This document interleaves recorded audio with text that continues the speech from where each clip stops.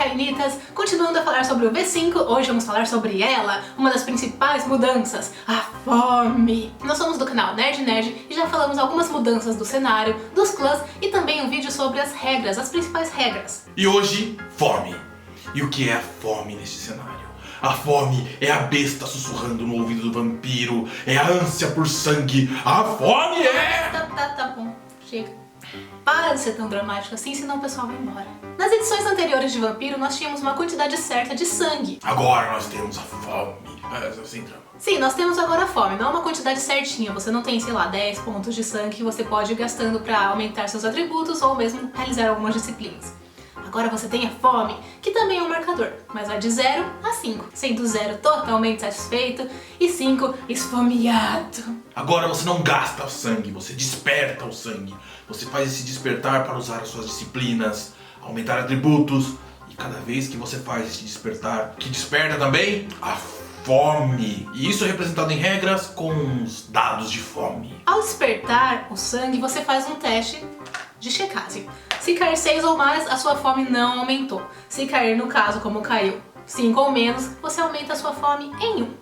Ou seja, não é sempre que você vai despertar o sangue para usar uma disciplina ou alguma outra coisa que a sua fome vai aumentar. Mas é certo que a fome vai aumentar. Em algum momento ela vai te dominar. E como a fome é representada no jogo? Como ela afeta o jogo? Na forma dos dados de fome. Isso. E você está pensando como isso funciona?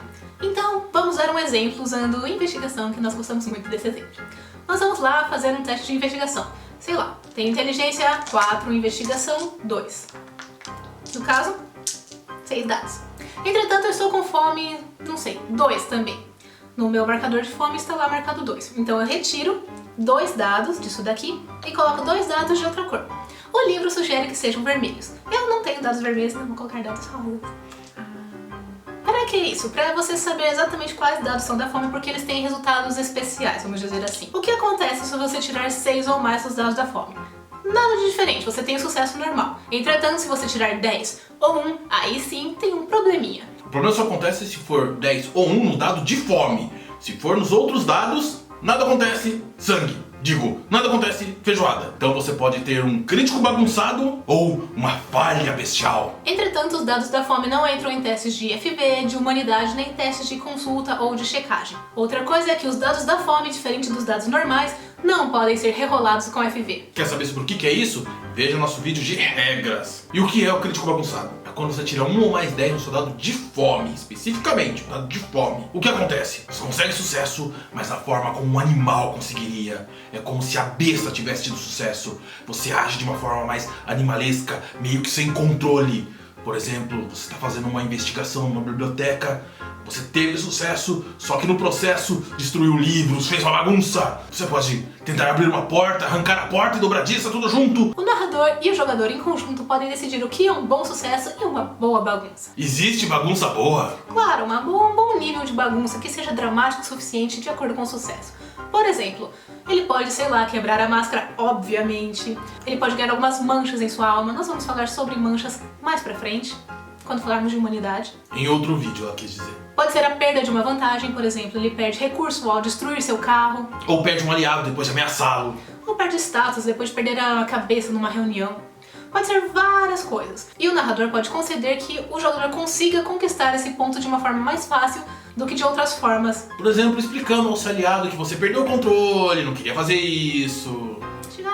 Desculpinha. Mas se você perder a vantagem de outra forma que não seja por causa da fome, o narrador pode falar, não, esse daqui vai ser mais difícil você reconquistar. Tudo vai depender de quão dramático o narrador quer a cena. Ou seja, a fome virou um excelente recurso narrativo. E o que é uma falha bestial? É quando você não tem sucesso o suficiente contra a dificuldade ou para contestar um teste, quando for uma rolagem contra um oponente, quando o dado da fome dá 1. Isso é uma falha bestial.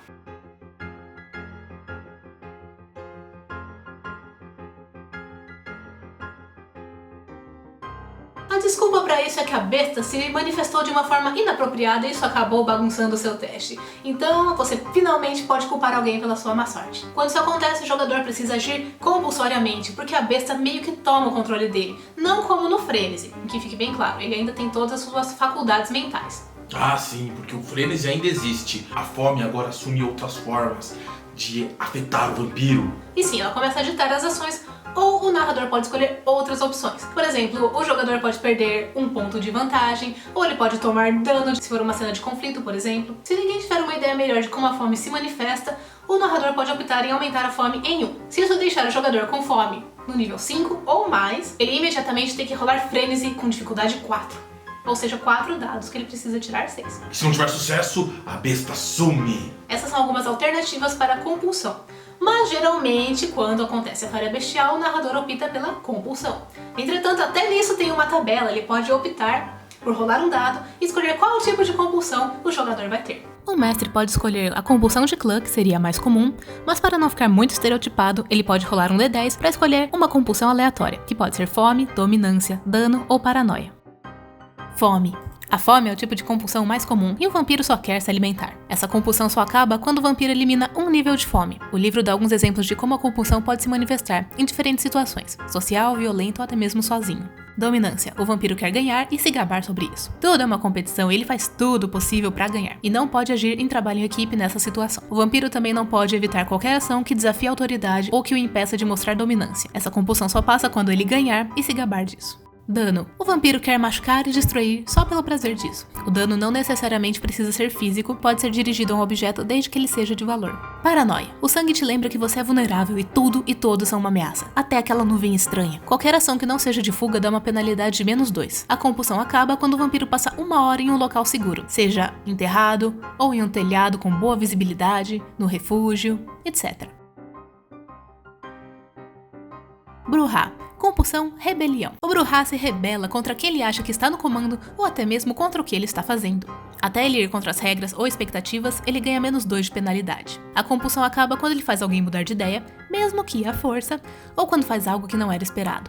I rebel. Gangrel. Compulsão, impulsos selvagens. O Gangrel, por uma cena, ganha -3 de penalidade em todos os testes de manipulação e inteligência. E também só pode responder com uma palavra durante esse tempo. Lembra alguma coisa? Ele se deixa levar pelos instintos animalescos, achando até roupas inadequadas e o comportamento da sociedade muito limitante. Malkaviano. Compulsão, ilusão. O vampiro tem seus sentidos aguçados e começa a receber experiências que podem ou não ser reais, aumentadas pela fome.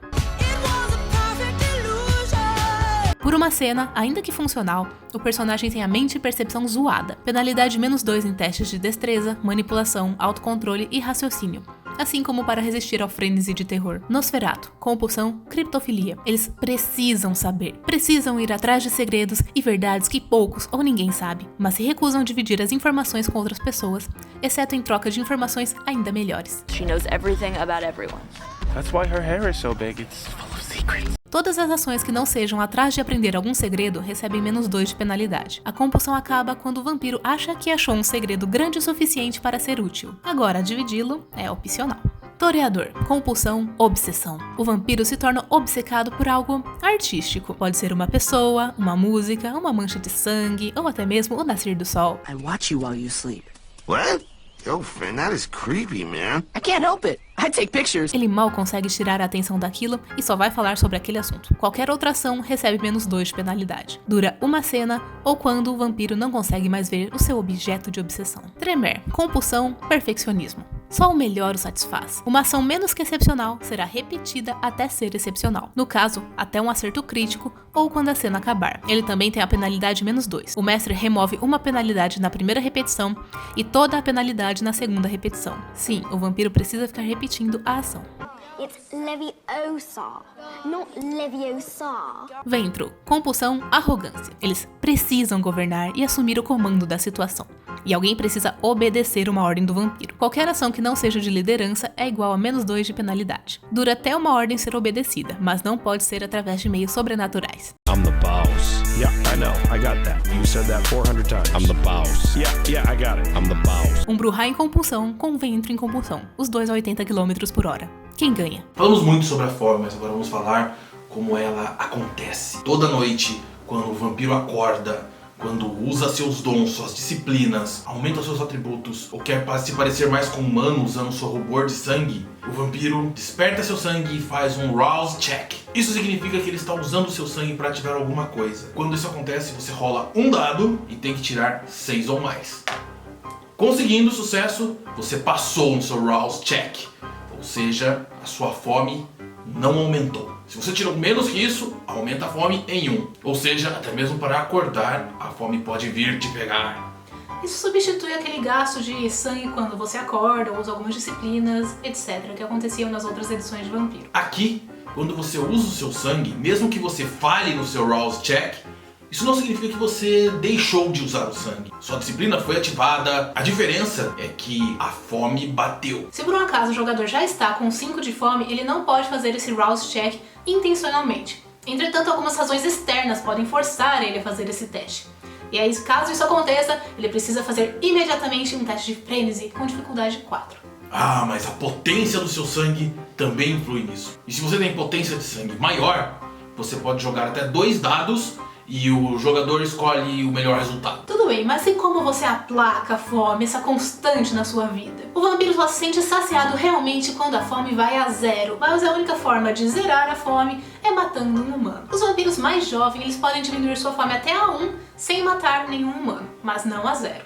Entretanto, os vampiros mais velhos, aqueles com potência de sangue 7 ou mais, eles não conseguem diminuir a fome de 3 para menos, a não ser que eles matem um humano. Ou seja, se eles tomarem só um pouquinho, a fome deles continua 3, 4 ou até mesmo 5. E você que está se perguntando, e a geração? A geração está intimamente ligada a essa potência de sangue. Na tela nós vamos colocar uma tabela que fala quanto de fome pode ser aplacada bebendo uma quantidade de pessoas, animais, etc.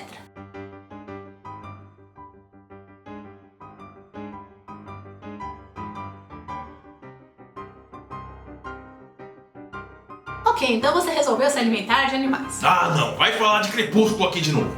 Lembrando que o Louis do Entrevista com o Vampiro também fez isso por um tempo. Ah não, esse eu gosto, então esse pode. Pois bem, se o animal não for maior que um humano, é muito provável que você vá matar um animal. E é verdade que alguns animais, por exemplo a vaca, têm mais sangue que os humanos. Entretanto, o sangue animal não nutre tanto quanto o sangue de humanos.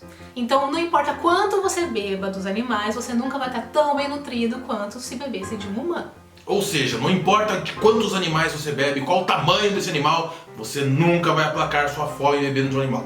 Não, nem bebendo de um elefante.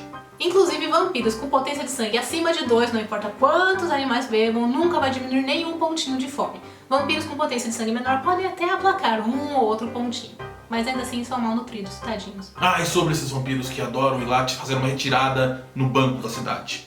Retirar sangue no banco de sangue. Pois bem, bolsa de sangue já não alimenta como antes, já não dá sustância ao vampiro. Por ser um sangue processado e alterado, ele não é gostoso e só pode tomar se ele tiver o mérito... Esse tá aparecendo na tela aqui. Assim como o sangue de animal, os vampiros que têm potência de sangue maior que 2 não têm sua fome aplacada por bolsas de sangue. Como qualquer outro tipo de sangue que deixe o corpo por mais de 15 minutos, ele não aplica ressonância, que é outra coisa que nós vamos explicar em outro vídeo. Mas eles também não têm essas propriedades que dariam um poder extra ao vampiro. Entretanto, tremers e sangue fraco podem utilizar esses sangues de bolsa de sangue para fazer rituais, porque eles podem despertar a ressonância que esse sangue perdeu. E beber de outro vampiro vai aplacar a sua fome? Sim! Só que o que acontece com outro vampiro? Vai perder ponto de sangue? Não, não tem mais ponto de sangue. Agora, quando você bebe de outro vampiro, você vai diminuindo a sua fome, porém, você vai despertando a fome no outro vampiro. Isso ponto a ponto. Cada ponto de fome que você aplacar do seu vampiro, você vai despertar em outro vampiro. Mas tem suas diferenças. Se o vampiro que está sendo bebido tem mais potência de sangue, então você vai se alimentar mais do que gerar fome nele. Só que o contrário também é verdade. Ou seja, se o Drake tem uma potência de sangue 2 vezes maior que a minha e eu beber dele, eu vou aplacar 2 fome minha enquanto eu inflijo uma nele. Entretanto, se ele beber de mim, que teria no caso 2 potências de sangue a menos que ele aplacaria uma fome e geraria 2 em mim, para cada ponto bebido. Ponto. Entendeu? E você, o que achou da fome? Está gostando, não está gostando? Coloca aí nos comentários pra gente saber. Continue nos acompanhando para saber tudo sobre o V5. E não esqueça de curtir esse vídeo para dar um apoio ao nosso canal. Mesmo que você não esteja gostando do V5, ou caso você esteja gostando, avalie esse vídeo. Não quer perder nada sobre o V5? Se inscreva no canal. E não esqueça de compartilhar com seus amigos para já ir preparando o seu grupo para o V5. E até o próximo vídeo sobre o V5. E que os dados rolem sempre a seu favor.